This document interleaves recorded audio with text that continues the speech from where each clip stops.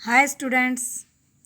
इससे पहले बेटा हम अपने 4 संवाद कंप्लीट कर चुके हैं। अब अपने 5वें संवाद पर आते हैं, जिसमें लक्ष्मण जी कहते हैं कि तुम्हें तो कालू हाक जनु लावा। कि परशुराम जी को संबोधित करते हुए लक्ष्मण जी कहते हैं कि हे मुनि, आप तो जैसे काल को मेरे लिए हाक लगाकर बार बार मोही लागी बुलावा। कि ऐसा लगता है कि आप तो मानो काल के देवता, कालू मीन्स काल के देवता अर्थात मृत्यु के देवता को हाक पुकार कर बुलाना, कि बार बार जैसे आप मेरे लिए काल को बुला रहे हों। सुनत लखन के वचन कठोरा। कि लक्ष्मण के ऐसे कठोर वचनों को सुनते ही परशु सुधारी धरेऊ कर घोरा। कि परशुराम जी ने अपने फरसे को सुधार कर हाथ में ले लिया और फिर बोले, अब जनी देऊ देई दोसु मोही लागू लोगू कटुबादी बालकू बद जोगू। कि सुधार कर हाथ में ले लिया और फिर बोले, अब लोग मुझे दोष न दे। कि इस सभा में उपस्थित लोग अब मुझे दोष न दे। अब जनी देई दोसु मोही लोगू। कि कोई भी लोग अब मुझे दोष न दे। कटुबादी कि कड़वे वचन बोलने वाला, बालकू यह बालक, बद जोगू कि मारने योग्य ही है, कि इसका तो वध ही कर देना चाहिए, यह इतने कड़वे वचन बोल रहा है। बाल बिलो की बहुत मैं बाचा। कि इसे बार बार मैंने बालक समझकर छोड़ दिया था, कि मैंने इसे बार बार बालक समझा था। अब ये हूँ मरनी हार बासाचा। कि अब तो यह सचमुच में ही मरने वाला हो गया है। कौशिक कहा क्षमियु अपराधु। कि तब गुरु विश्वामित्र जी कहते हैं कि हे मुनि, कौशिक कहा क्षमियु अपराधु। कि इसके अपराध को क्षमा कीजिए। बाल दोष गुण गणहीन साधु। कि बालकों के दोष और गुण को साधु लोग नहीं गिनते हैं।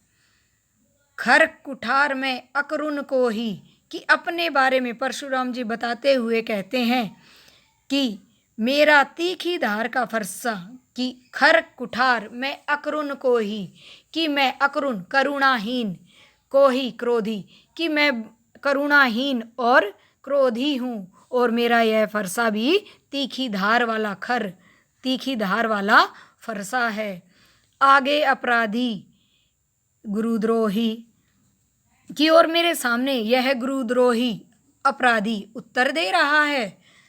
उत्तर देत छोड़ो बिनु मारे, केवल कौशिकशील तुम्हारे। कि इतने पर भी यदि इसे बिना मारे मैं छोड़ रहा था, तो हे विश्वामित्र, केवल तुम्हारे शील स्वभाव के कारण इसे छोड़ रहा था। कि तुम्हारे शील स्वभाव के कारण मैंने अब तक इसे उल्टे उत्तर देने पर भी, व्यंग्यपूर्ण उत्तर देने पर भी मैंने इसे बिना मारे छोड़ा था। तो केवल कौशिक तुम्हारी वजह से मैंने इसे छोड़ा था, तुम्हारे शील स्वभाव के कारण इसे छोड़ दिया था। न त ये ही काटी कुठार कठोरे। कि नहीं तो इसे इस कठोर फरसे से काटकर गुरु ही उऋण होते श्रम थोरे। कि थोड़े से परिश्रम से ही मैं भी गुरु के ऋण से मुक्त हो जाता। कि इस कठोर फरसे से ही काटकर मैं अपने गुरु के ऋण से, थोड़े से परिश्रम से ही ऋण मुक्त हो जाता।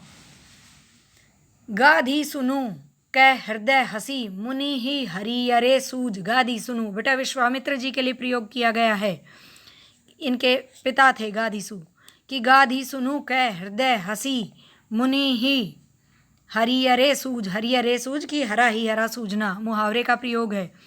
कि विश्वामित्र जी की ये बातें सुनकर विश्वामित्र जी, परशुराम जी की ये बातें सुनकर विश्वामित्र जी मन ही मन हंसने लगे, और मुनि सोचने लगे कि मुनि को तो हर जगह हरा ही हरा सूझ रहा है, अर्थात अन्य सभी जगह पर विजयी होने के कारण ये राम और लक्ष्मण को भी साधारण क्षत्रिय ही समझ रहे हैं, कि इनके सामने कोई खड़ा नहीं हो सकता, इसलिए ये राम लक्ष्मण को भी सामान्य ही मान रहे हैं।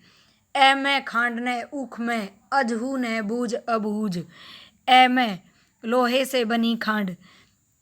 की पर ये तो कि राम और लक्ष्मण तो लोहे से बनी हुई खांड है, न ऊख में अजहू, ऊख में गन्ने से बनी हुई खांड, कि ये कोई गन्ने से बनी हुई खांड नहीं है जो मुंह में डालते ही पिघल जाएंगे।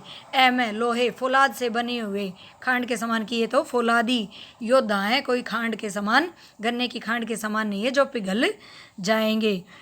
मुनि अब भी बेसमझ बने हुए हैं और इनके प्रभाव को समझ नहीं पा रहे हैं, कि समझ ही नहीं पा रहे कि तुम्हारे सामने ये वीर योद्धा खड़े हैं, ये इन्हें सामान्य व्यक्ति मान रहे हैं। अब अपने अगले संवाद पर आते हैं।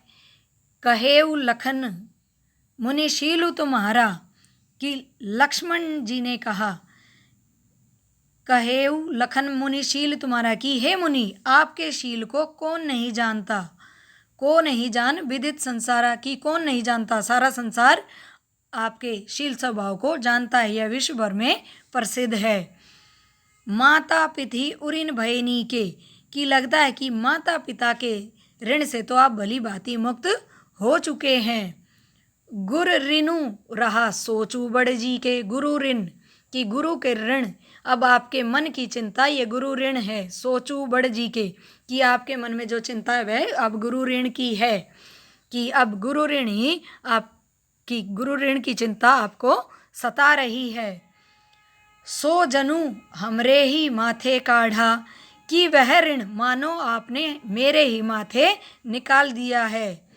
दिन चली गए ब्याज बढ़ बाढ़ा, कि ऐसा लगता है जैसे बहुत दिन बीत गए हैं और इसका ब्याज भी दिन प्रतिदिन बढ़ता ही जा रहा है। इसलिए आपने कि गुरु ऋण से मुक्त होने के लिए यह दोष मेरे माथे पर मढ़ दिया है और इसका ब्याज अब बढ़ता जा रहा है। अब आनिए बेबरिया बोली, तुरंत देव में थैली खोली, कि आप किसी बेबरिया हिसाब किताब करने वाले को बुला लीजिए। तुरंत देव में थैली खोली, कि मैं उसका थैली खोलकर तुरंत हिसाब किताब कर दूंगा।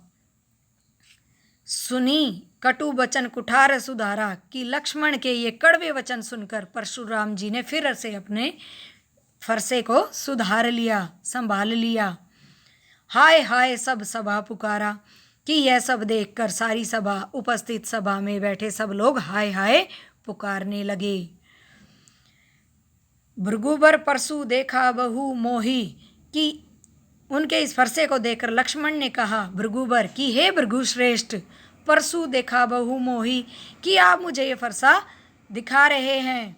विप्र बिचारी बचो नृपद्रोही, कि पर हे राजा विप्र बिचारी बचो नृपद्रोही राजाओं के शत्रु, कि हे राजाओं के शत्रु, मैं आपको अब तक ब्राह्मण समझकर बचा रहा हूँ। विप्र ब्राह्मण होता बेटा, बिचारी सोचकर, मिले न कभू सुबट रन बाढ़े, कि ऐसा लगता है कि आपको रन गाढ़े, कि युद्ध क्षेत्र में कभी वीर योद्धाओं से आपका सामना नहीं हुआ है। द्विज देवता घर ही के बाढ़े, कि हे ब्राह्मण देवता आप तो अपने घर में ही बड़े बने हुए हैं, अर्थात अपने को ही महान योद्धा मान रहे हैं। अभी तक आपका सामना किसी महान योद्धा से नहीं हुआ है। अनुचित कही सबू लोग पुकारे, कि उनके यह सुनते ही सभा में बैठे सभी लोग पुकारने लगे कि यह अनुचित है, कि लक्ष्मण का ऐसा करना अनुचित है, गलत है। रघुपति सैन ही लखनऊ ने वारे, कि तब रघुकुलपति श्री राम ने संकेत से, कि सैन ही लखनऊ निवारे, कि अपनी आँखों के इशारे से लक्ष्मण को मना किया। निवारे मीन्स मना करना या रोकना, कि उन्हें ऐसा करने से मना किया, उन्हें ऐसा करने से रोका। लखन उत्तर आहुति सरिस भृगुबर कोपु कृसानु, कि लक्ष्मण के ऐसे उत्तर आहुति के समान थे, कि भृगुबर कोपु, कि परशुराम के क्रोध रूपी कृषाणु अग्नि में लक्ष्मण के ऐसे उत्तर आहुति के समान थे, अर्थात उनके क्रोध को और अधिक बढ़ा रहे थे। बढ़त देखी जल संवचन बोले रघुकुल भानु, कि उनके क्रोध को और अधिक बढ़ता देखकर श्री राम जी अपने शीतल वचन कहने लगे।